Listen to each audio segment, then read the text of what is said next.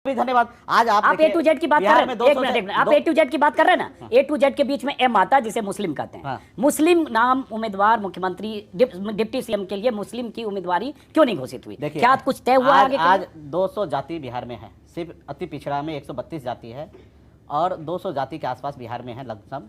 और ऐसे अगर सवाल करेंगे तो सब लोग कहेंगे कि हमारी जाति से क्यों नहीं हुआ। नहीं, 17% आबादी है, 200 जाति की बात मत करिए, 17% मुसलमानों की आबादी है। और एक मिनट, और जब सत्ता के लिए आप रास्ता खोजते हैं ना, एम वाई समीकरण बनाते हैं, मुस्लिम और यादव, तब एम है, लेकिन यहाँ डिप्टी सीएम के लिए एम नहीं है। हमारा कोई समीकरण नहीं है। हमने कहा ए टू जेड सभी जाति सभी धर्म है, आपके पीछ पे हम नहीं आ सकते हैं। हमारे लिए राज्य के सभी नागरिक जो हमको वोट देते हैं उनको भी धन्यवाद है, जो नहीं देते उनको भी धन्यवाद। हमारे लिए सब बराबर है। और हम जब सरकार बनाएंगे तो सीएम का अधिकार क्षेत्र में है कि डिप्टी सीएम कौन होंगे, मंत्री कौन होंगे।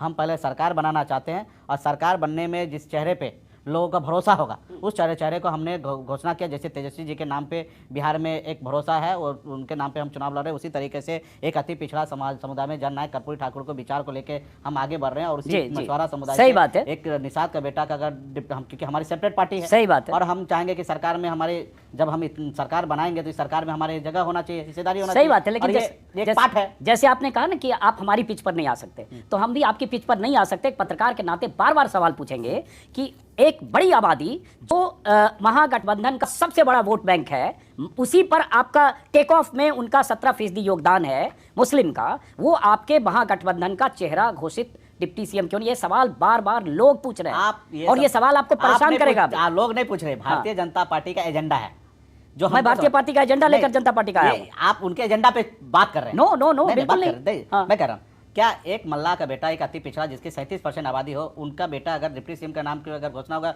तो किसी को दर्द क्यों हो रहा है? नहीं होगा, अच्छी बात है, लेकिन क्या 17% आबादी वाले मुसलमानों का बेटा या भाई या बाप रणनीति है, डिप्टी सीएम क्यों नहीं घोषित हो सकता है? उसमें किस बनना क्या? नहीं, मैं सवाल कीजिए, मैं तो पत्रकार हूं, मैं तो पत्रकार हूं, मैं ना मुस्लिम हूं ना उस तरह के किसी पॉलिटिकल उससे बात कीजिए, फिर हम उस पर विचार करेंगे।